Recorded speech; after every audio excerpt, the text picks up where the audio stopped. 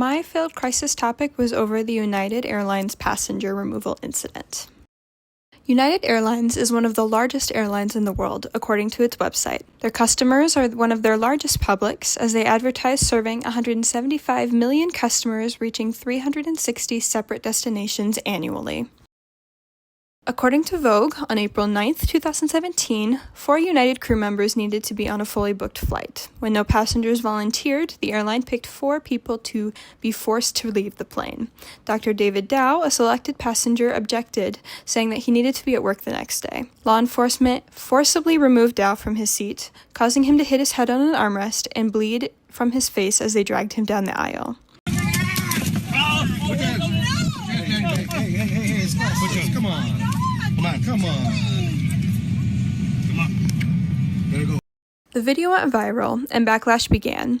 Users called to boycott the airline, while others created memes making fun of the company through new slogans based on the incident.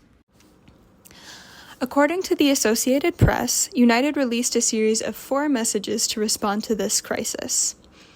The day after the incident, a statement was released to Twitter by former CEO Oscar Munoz, which apologized for the need to reaccommodate customers impacted by the incident. In the evening, an internal email was sent to employees. It praised those who were involved in the incident and called Dow disruptive and belligerent. The following day, an additional internal message was sent to employees. The company took responsibility for the incident and was planning to review policies. Similar sentiments were published to the official website to share with the public later. According to Vogue, United shares dropped 4% 2 days after the incident. After these messages, Munoz participated in an interview where he explained more about his response process. Why did it take until Tuesday to offer a more full-hearted apology? I think my first reaction to most issues is to get the facts and circumstances. And my initial words fell short of truly expressing what we were feeling.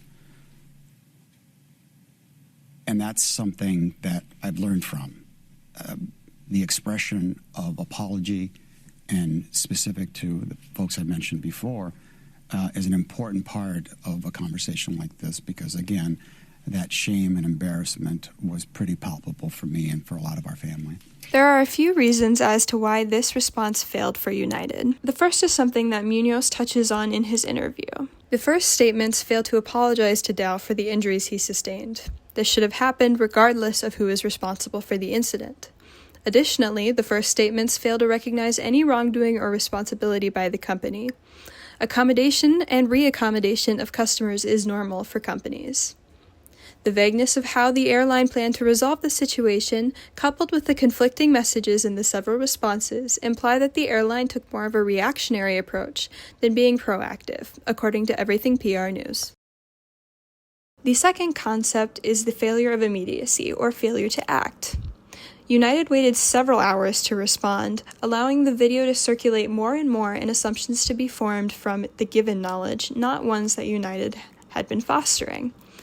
These graphs from Brand Watch show that mentions of the airline occurred in the hours after the incident, and these were critical times to inform the public of what was going on. Because the company failed to do so in this time period, it suffered from a much larger crisis than had it reacted immediately.